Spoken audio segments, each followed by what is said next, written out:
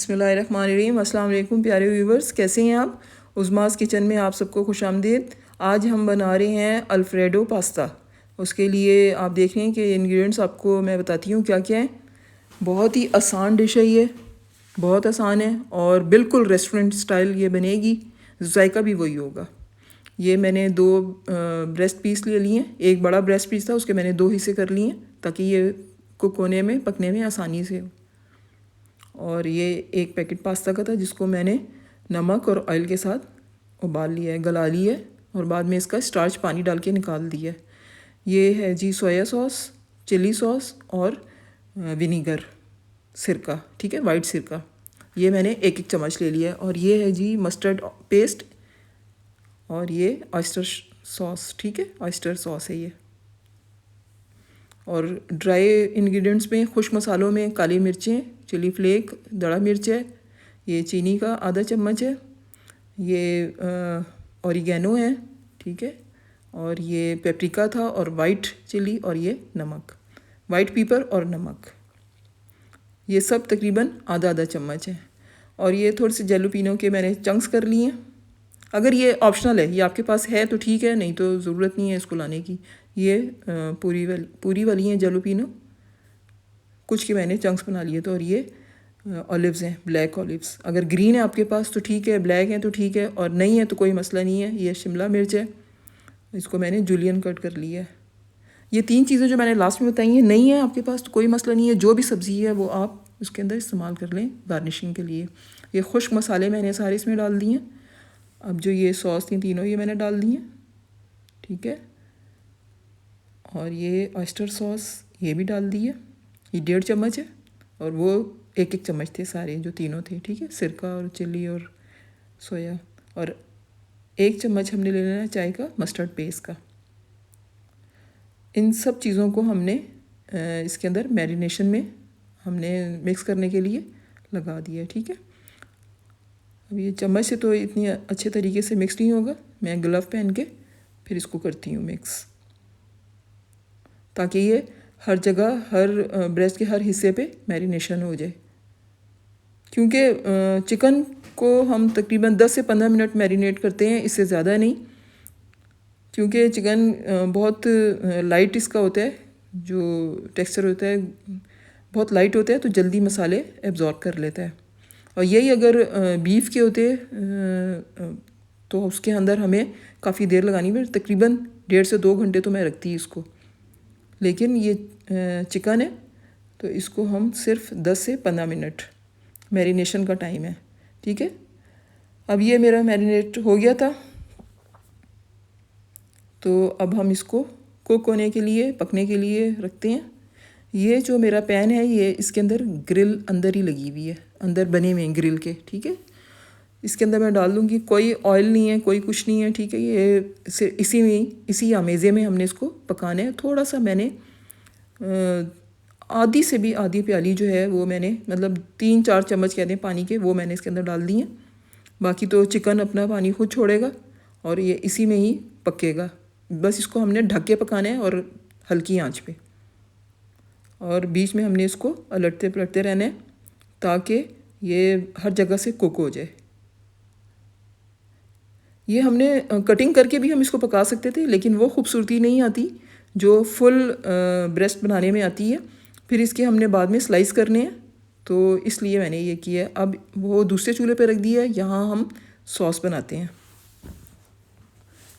Yellow butter میں نے اس کے اندر ڈال دیا، اور اب اس کے اندر میں نے 1 لہسن کا جو جب ہے اس کو کرش کیا ہوا تھا وہ ڈال دیتی ہوں، ٹھیک ہے۔ جلدی سے اس میں چمچ چلانے ہیں، کیونکہ اس میں آئل میں نے نہیں ڈالا، تو جلدی سے اس کے اندر ڈالا ہے لہسن۔ اور اب 1.5 چمچ میدے کا ڈال دیے، فوراً یہ چیزیں ڈالی ہیں، کیونکہ یہ جو بٹر ہے، مکھن ہے، یہ جلنا شروع ہو جاتا ہے، کیونکہ ہم نے آئل تو اس میں استعمال نہیں کرنا تھا۔ تو اس کو ہم نے بہت اچھی طرح بھوننا ہے میدے کو، تاکہ اس کی خوشبو اچھی سی آئی، کچا پن نہ رہے۔ دیکھیں کتنا اچھا اس کا کلر آ رہا ہے، خوشبو بھی آ رہی ہے۔ تقریباً آدھا لیٹر کے قریب ہم نے اس کے اندر دودھ ڈال دی ہے، آپ نے جتنی سوس بنانی ہے اس کے حساب سے آپ دودھ ڈالیں. میں نے اس کے اندر آدھا کلو سے تھوڑا سا زیادہ ڈال دی ہے، اور ایک کریم پیکٹ میں ڈالوں گی. ٹھیک ہے، ایک پیکٹ ڈالوں گی کریم کا 200 گرام کا. اگر آپ کے پاس گھر کی بنی ہوئی کریم ہے تو آپ وہ ایک باؤل ڈال دیں، اور اس کو بہت اچھی طرح ہم نے ہلانا ہے کیونکہ کریم ڈارک گاڑھی تھی تو اس کو ہم نے اس کے اندر میلٹ کرنا ہے. لمس تو اس کے اندر نہیں بنیں گے کیونکہ میدا پک چکا ہے، پک کے یہ پھر ہر ذرہ ذرہ اس کا علیحدہ ہو جاتا ہے. اگر کچا ڈالیں تو وہ ایک دوسرے کے ساتھ چپک جاتے ہیں. پھر بھی ہم نے اس کے اندر چمچ بہت زیادہ چلانا ہے تھکنیس کے لیے، اور نیچے نہ لگے یہ. دوسری سائڈ پہ ہماری جو ہیں وہ بریسٹ پک رہے ہیں. اب اس کے اندر ہم تھوڑے سے مسالے ڈال دیتے ہیں. کالی مرچیں میں نے ڈالی ہیں، تقریباً آدھا چمچ جو ہے وہ کالی مرچوں کا پاؤڈر ڈالے گا. 1/4 چلی فلیکس یعنی جو دڑا مرچ ہوتی ہے 1/4 چمچ. تھوڑا سا نمک 1/4، کیونکہ نمک بہت ساری چیزوں میں استعمال ہوا ہے. ادھر چکن میں بھی استعمال ہوا ہے، پاستے میں بھی استعمال ہوا ہے، اور کریم بھی نمکین ہوتی ہے، بٹر بھی نمکین تھا، تو ہم نے نمک کو ذرا دھیان سے ڈالنا ہے. چکھ کے پھر ہم دوبارہ ڈال سکتے ہیں، لیکن زیادہ پہلے ڈال دیا تو وہ کم نہیں ہوگا.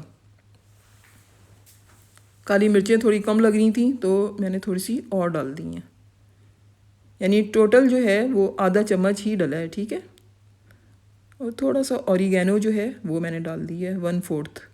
اٹالین میرے پاس تھا اوریگینو لیوز. جون سا بھی آپ کے پاس ہے، جو بھی ہے، جس بھی کمپنی کا، جدھر کا بھی ہے، اوریگینو ہونا چاہیے، وہ ڈال دیں. بڑی خوبصورت خوشبو آتی ہے. یہ دیکھیں کتنی تھک ہو گئی ہے اس کی سوس. بس ہمیں یہ اتنی ہی چاہیے، اس سے زیادہ نہیں، کیونکہ ہم نے پھر لیئرنگ کرنی ہے تو اس میں پھر ہمیں مشکل ہوگی.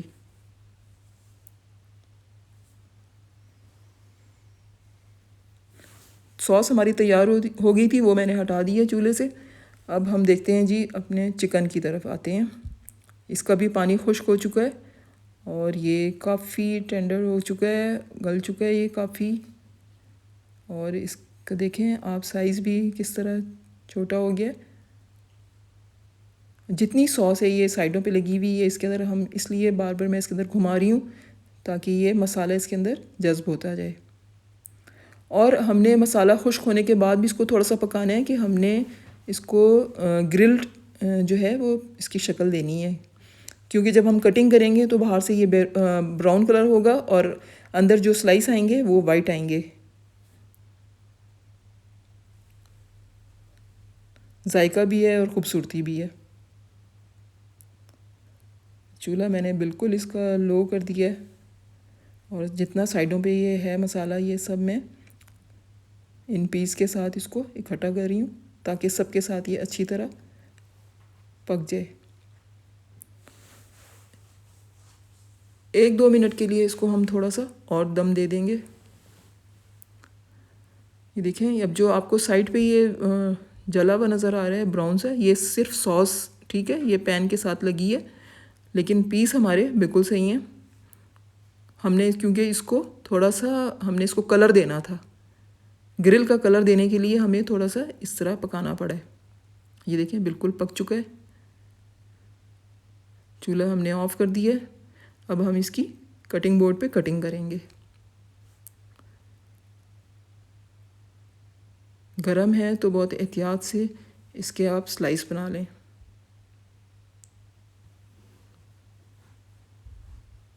دیکھیں کتنے خوبصورت اندر سے وائٹ آ رہے ہیں، اور اس کا آؤٹر حصہ جو ہے وہ براؤن.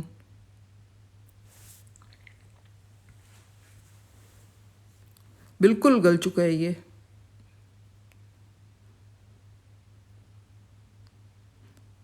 اب ہم نے اس کو لمبائی میں کاٹ لینا ہے. یہ سارا میں نے چکن کاٹ لیا تھا. اب ہم پین کے اندر پہلے تھوڑی سی جو سوس ہم نے بنائی وہ لگائیں گے. اگر آپ نے اس کو اوون میں کرنا ہے یا بیک کرنا ہے، مائکرو ویو میں کرنا ہے یا بیکنگ اوون میں کرنا ہے، تو ہمیں نیچے سوس لگانی چاہیے، نہیں تو پاستا کیا ہوتا ہے چپک جاتا ہے پین سے. تھوڑی سی ہم نے ایک لیئر لگا کے اس کے اوپر پاستا ڈالا ہے، سارا ڈالیں گے آدھا، کیونکہ ہم نے اس کی لیئرز بنانی ہیں، اندر تک سب چیزوں کا ذائقہ آنا چاہیے، اس لیے ہم لیئرنگ کریں گے۔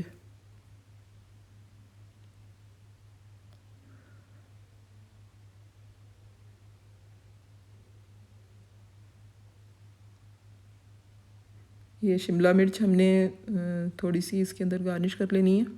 چلیں یہ اتنی میں لیئرنگ کر رہی ہوں، تو آپ لوگ میرے چینل کو سبسکرائب کر لیں، میری ویڈیوز کو لائک کریں اور شیئر کریں پلیز، اور کمنٹ سیکشن بھی بتائیں آپ کو ویڈیوز کیسی لگ رہی ہیں، اور یا کسی چیز کی فرمائش ہے تو وہ بھی بتائیے۔ یہ میں نے اب اس کے اندر جیلوپینو اور جو ہمارے اولیوز ہیں، بلیک اولیوز، وہ لگا دیے ہیں تھوڑے سے۔ اب ہم چکن کے پیس اس کے اندر لگائیں گے۔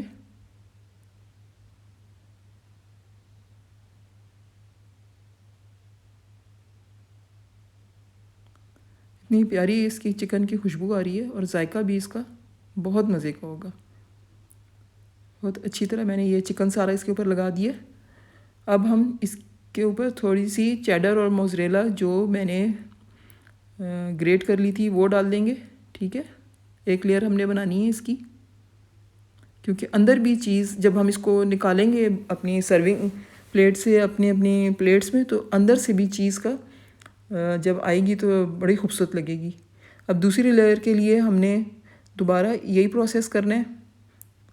سوس ڈالی،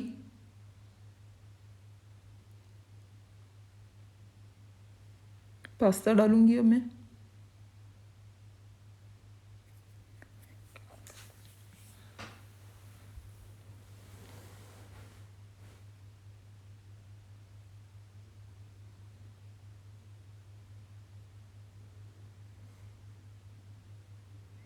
اسی طرح یہ سب چیزیں جس طرح پہلے ہم نے گارنش کی تھی اسی طرح ہی ہم گارنش کریں گے، اور یہ باقی جو چکن تھا وہ بھی ہم اس کے اندر سارا جگہ جگہ پھیلا کے ڈال دیں گے۔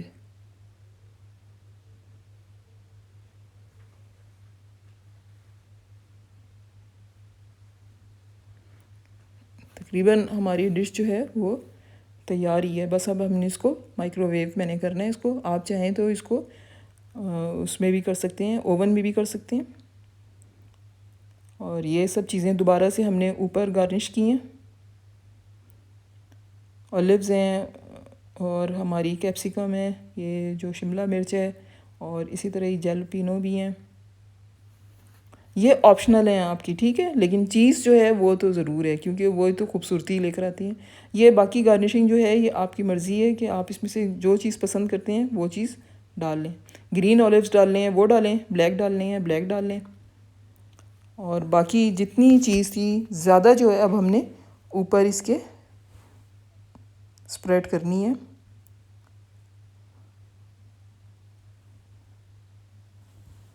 ساری چیز کو پھیلا دینا ہے، اس کی ہر جگہ پھیلا دینی ہے۔ آپ یقین کریں یہ ڈش میں نے اس لیے زیادہ بھری ہے کہ جب ہم اس کو بیک یا اوون میں کریں گے اس کو، تو جب یہ چیز میلٹ ہو کے باہر آئے گی انتہائی زبردست قسم کی لگتی ہے، اور بھوک بڑھاتی ہے پھر یہ۔ ابھی سے اتنی خوشبو آ رہی ہے اس کی، اتنی زیادہ خوشبو آ رہی ہے۔ سب چیز میں نے اس میں ڈال دی ہے، اور اس کو ہم 3 سے 4 جب تک ہماری یہ چیز میلٹ نہیں ہوتی ہے اس کو ہم نے اوون میں کر لینا ہے۔ امید ہے آپ کو میری یہ ڈش پسند آئے گی، اور ملتے ہیں ایک اگلی ویڈیو میں انشاءاللہ۔ اللہ حافظ۔